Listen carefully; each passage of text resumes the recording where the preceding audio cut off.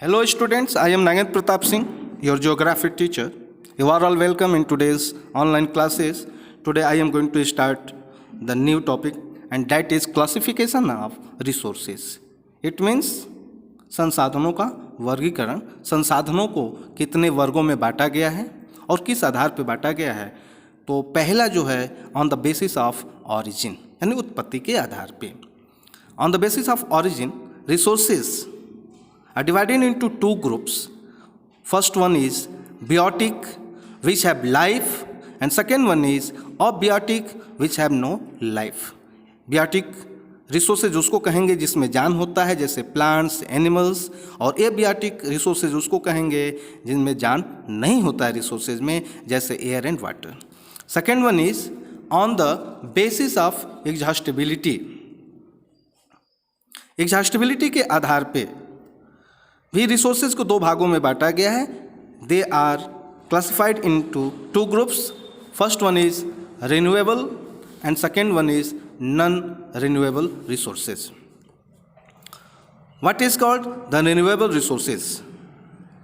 The resources which can be renew again and again are called renewable resources. For example water. Renewable resources वे होते हैं जिन resources को पुनः उसको हम अपने लिए बना सकते हैं, तैयार कर सकते हैं, जैसे वाटर. तो वाटर को nature, it is naturally recycled by the nature, not by the man. Water cycle के थ्रू वाटर हमको बार बार मिलता रहता है. जैसे मान लीजिए इवापोरेशन और कंडेंसेशन के थ्रू फिर से वाटर जो है इवापोरेट होता है, ऊपर जाता है, कंडेंसेशन के थ्रू कंडेंसेस होता है और फिर वहाँ से बूंद बन के बारिश के रूप में फिर नीचे पानी के रूप में वो चला आता है. यानी वो एक प्रक्रिया है, प्रोसेस है, वो चलता रहता है. लेकिन जो नॉन रिन्यूएबल रिसोर्सेज हैं जैसे कोल एंड पेट्रोल, उनका स्टॉक है, उनका लिमिट है. वो एक बार यदि ख़त्म हो जाए तो फिर दोबारा वो नहीं मिलेंगे, दोबारा वो नहीं बन सकते हैं, क्योंकि इनको बनने के लिए कई हजार वर्ष लग जाते हैं, तब जाके ये बनते हैं. तो नॉन रिन्यूएबल रिसोर्सेज आप समझ ही गए होंगे. The resources which cannot be renew again and again are called non renewable resources. For example coal and petrol. And third one is on the basis of ownership. यानी ownership के आधार पे, मालिकाना हक के आधार पे भी रिसोर्सेज को बांटा गया है और इसमें चार भागों में बांटा गया है. पहला जो ग्रुप है इंडिविजुअल, जो व्यक्तिगत होता है. कुछ ऐसे रिसोर्सेज हैं जो हर व्यक्ति का अपना व्यक्तिगत होता है.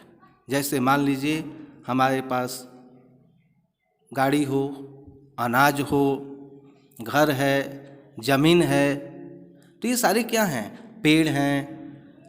तो ये सभी इंडिविजुअल होते हैं, उसका कोई एक मालिक होता है. सेकेंड वन इज कम्युनिटी यानी पब्लिक प्रॉपर्टी. जितनी भी ये पब्लिक प्रॉपर्टी होती है पूरे समाज के लिए होती है, जो पूरा समाज उसका उपयोग करता है. फॉर एग्जाम्पल मान लीजिए कि पार्क हो, सड़क हो, बिजली हो, इत्यादि चीज़ें, ये या हॉस्पिटल हो, किसी एक व्यक्ति के लिए नहीं होता है. जो सामुदायिक स्थल होते हैं, सामुदायिक संसाधन होते हैं, वो सबके लिए होते हैं, किसी एक का नहीं होता. Third one is natural. Natural का मतलब ये होता है कि जो गवर्नमेंटल टेरिटोरी होती है, गवर्नमेंट की टेरिटोरी में आने वाले, गवर्नमेंट के क्षेत्र में आने वाले, जैसे फॉर एग्जांपल मान लीजिए हमारा देश का जो क्षेत्र है, उस क्षेत्र में आने वाली जो प्रॉपर्टी होती है वो नेचुरल कहा जाता है, वो गवर्नमेंटल प्रॉपर्टीज होता है. फॉर एग्जांपल ऐसे बहुत सी चीज़ें हैं जो तो न इंडिविजुअल होता है न कम्युनिटी का होता है, वो किसका होता है? गवर्नमेंट का होता है. जैसे बड़े बड़े जंगल हैं, माउंटेन्स हैं, वो किसके होंगे? न एक इंडिविजुअल का होता है, न एक कम्युनिटी का होता है, उस पर किसी का अधिकार नहीं होता है।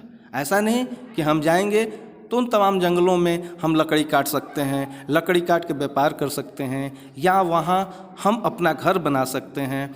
और जैसे मान लीजिए खदान हुआ, जिससे कोयला निकलता है, या ज़मीन के नीचे पेट्रोल है, या खनिज पदार्थ हैं, वो किसी भी इंडिविजुअल का नहीं होता, या हम और आप भी चाहें तो उसका यूज नहीं कर सकते हैं, उसका इस्तेमाल नहीं कर सकते हैं, क्योंकि उस पर पूरा हक जो होता है वो गवर्नमेंट का होता है।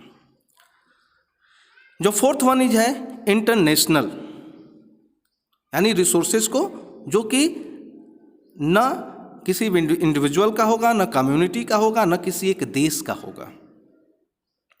वो क्या होता है? इंटरनेशनल संपत्ति होती है, अंतर्राष्ट्रीय संपत्ति होती है। न वो किसी देश का होता है, न किसी व्यक्ति का होता है, वह पूरे समस्त विश्व की संपत्ति होती है। इसके लिए जो सबसे सटीक उदाहरण है वो है इंटरनेशनल वाटर।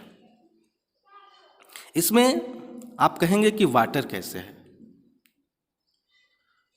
तो आप देखते हैं जो ओशियंस हैं, ओशियंस में जो हिस्सा हमारा पड़ता है हमारे क्षेत्र में पड़ेगा। तो ऐसा नहीं कि एक ओशियन है तो पूरा एक देश में पड़ता है, उसमें कुछ हिस्से होते हैं जो एक देश में पड़ता है। तो जो जितनी दूरी तक वो जिस देश के क्षेत्र में पड़ेगा उस देश का होगा। लेकिन कुछ बीच के क्षेत्र ऐसे भी होते हैं जो किसी भी देश के कंट्रोल में नहीं होता, किसी देश के आधिपत्य में नहीं होता। ऐसे वाटर बॉडी को, इंटरनेशनल वाटर को इंटरनेशनल संपत्ति कहा जाता है और ओनरशिप के हिसाब से उसे इंटरनेशनल माना जाता है। इस वीडियो में बस इतना ही। अगले वीडियो में मैं इसका चौथा जो है वर्ग उसको मैं लेके आऊँगा। तब तक के लिए धन्यवाद।